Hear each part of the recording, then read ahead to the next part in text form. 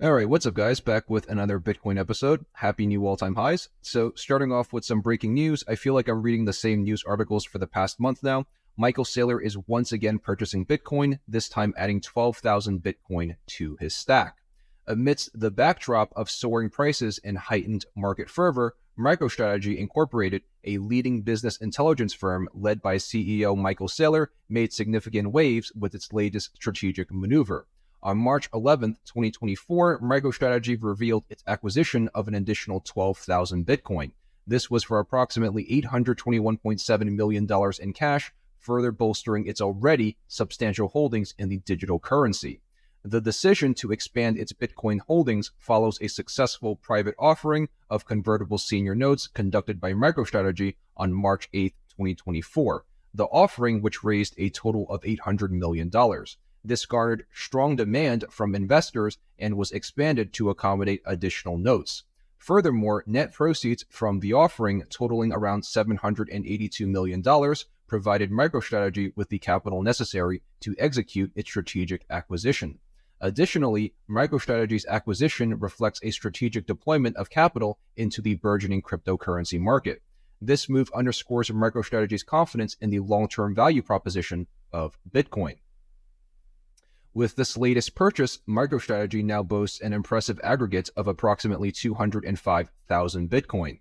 This was acquired at a total purchase price of roughly $6.91 billion. This sizable Bitcoin reserve, amassed through multiple transactions, positions MicroStrategy as one of the largest institutional cryptocurrency holders. MicroStrategy's aggressive accumulation of Bitcoin mirrors a broader trend among corporations and institutional investors embracing digital assets as a viable store of value and diversification strategy. CEO Michael Saylor's steadfast advocacy for Bitcoin as digital gold has resonated within corporate circles. This further propels a wave of institutional adoption and legitimizes cryptocurrencies as an asset class. Michael Saylor's recent Bitcoin acquisition epitomizes its strategic foresight and unwavering commitment to leveraging the transformative potential of digital assets. As Bitcoin continues to reshape the global financial landscape, institutions like MicroStrategy are positioning themselves at the forefront of this digital revolution. This further paves the way for a future where cryptocurrencies play a central role in diversified investment portfolios. Additionally, with Bitcoin prices reaching unprecedented heights and institutional adoption surging, MicroStrategy's bold bet on Bitcoin underscores the enduring allure and disruptive potential of decentralized finance. Okay, moving into the charts, let's start off with some general market analysis, and then I will move into Bitcoin. So starting off with the S&P 500, one thing I see a lot of bearish YouTubers saying is that if we are in a bull market, why is the S&P 500 printing multiple drives of bearish divergence on the daily time frame on the RSI indicator? So let me start off by saying indicators should be a secondary resource when you are trading and investing. Market structure should be your go-to primary resource. On top of that, if we go back to the years 2020 and 2021,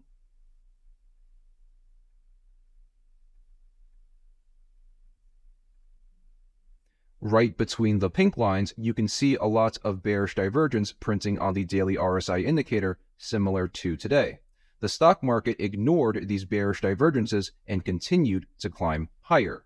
Sure, there were occasional 5 to 6% dips here and there, but all the dips got eaten up and the S&P 500 continued to climb the wall of worry. Now, taking a look at 2009 and 2010, the years right after the first global financial crisis in 2008, similar to today, there was a lot of daily bearish divergence on the RSI indicator.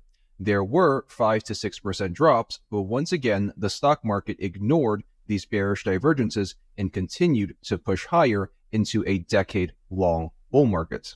The bottom line is, bearish divergences on the daily time frame do not mean too much in a bull market. So fast forward to today, even though we are at a significant cluster of Fibonacci retracements and extensions with bearish divergence, there is very little to indicate that a major crash is coming. Sure, there may be 5 to 6% drops, as I showed you just a few seconds ago, like in 2009 and in 2021, but the bullish trend remained intact. The dominant trend for both the stock market and the crypto market is higher for longer, in my opinion. Taking a look at the Russell 2000, we are trading right at the 61.8% Fibonacci retracement and a very critical resistance level at $209. As you can see, $209 was a very strong support and resistance level in the past. So even if the stock market drops a little bit, you should not be scared out of your positions and should continue to buy any dip that presents itself. That goes for both stocks and crypto. Okay, finally moving into Bitcoin, rambled a bit back there. I do apologize for that, but I do timestamp my videos. So let's start off with a clean Bitcoin chart and measure out some potential upside targets for Bitcoin for the foreseeable future. So let's start off with a 2-point Fibonacci retracement, followed by a 3-point extension,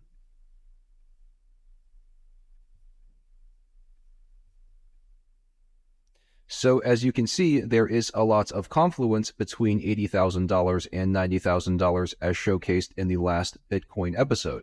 I am not saying Bitcoin is going to crash after hitting $80,000 to $90,000. What I am saying is that $80,000 to $90,000 may be a potential pit stop before ultimately arriving at the destination of $175,000 per Bitcoin before the bull market comes to an end. Okay, moving into the RSI indicator. I know I said a few minutes ago I don't put too much stock into indicators, but I do find indicators on the longer timeframes, like the monthly timeframe, do provide a better long-term investment perspective. So the pink lines represent every time the monthly RSI goes above 70. So as you can see, every time the monthly RSI goes above 70, Bitcoin hits that turbo gear and goes parabolic to the upside. Another thing I want to show you is that the bull market usually ends when TradingView prints bearish divergence on the monthly time frame, as you can see on the screen. At the moment, TradingView is not printing bearish divergence on the monthly time frame, so we are not at a bull market top yet. So let's close things off with some regression. Just a quick recap, the red region represents Bitcoin's overvaluation, the green region represents Bitcoin's undervaluation, and the blue line represents Bitcoin's fair value. The upper bound of the red region has caught every bull market cycle top for Bitcoin. The upper bound, which currently sits at $127,894.89, will one day intersect with the red 1.618 Fibonacci retracement at $175,000. Additionally, for the first time on this YouTube channel, Bitcoin is in the overvalued region. Now, with that being said, I do agree with Michael Saylor saying that all mathematical models on Bitcoin have been proven incorrect. For example, stock to flow and several on-chain metrics failed to predict the bull market top in the last market cycle. Eventually, this indicator will fail as well. So today, I will give you a conditional statement. If $175,000, the red 1.618 Fibonacci retracement, breaks to the upside, then Bitcoin is going directly to $460,000. That's about $500,000 per Bitcoin. Time will tell. I wish I had a crystal ball, as so many YouTube gurus claim to have. What I am giving you is an if-then statement. If $175,000 breaks to the upside, then Bitcoin is going to $460,000. And on that note, that's my analysis on Bitcoin for this week. I hope you guys enjoyed the video, and I'll see you guys in the next one. Take care.